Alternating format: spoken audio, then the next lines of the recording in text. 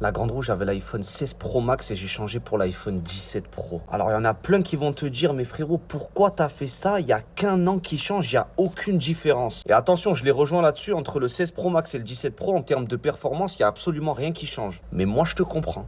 Eh ouais, 16 Pro Max à 17 Pro, une différence de taille, brother. Je suis passé également de l'iPhone 12 Pro Max à l'époque à l'iPhone 16 Pro que j'ai actuellement et je l'ai changé à 90% par rapport à la taille. Ah les gars, quand vous mettez un Pro Max dans la poche, tu peux plus t'asseoir.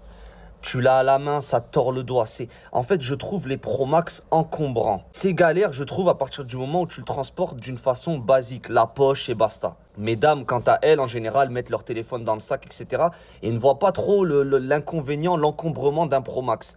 Mais les gars, c'est galère. Et je te raconte pas quand t'es sur ton lit, tu regardes ton téléphone, il te tombe sur la tronche. Mon frérot, c'est un chaos immédiat. N'hésite pas à me dire dans les commentaires si t'es plus Pro ou Pro Max. Je suis curieux de savoir. Et surtout, n'hésite pas à t'abonner, les conseils, c'est gratuit. Allez, ciao!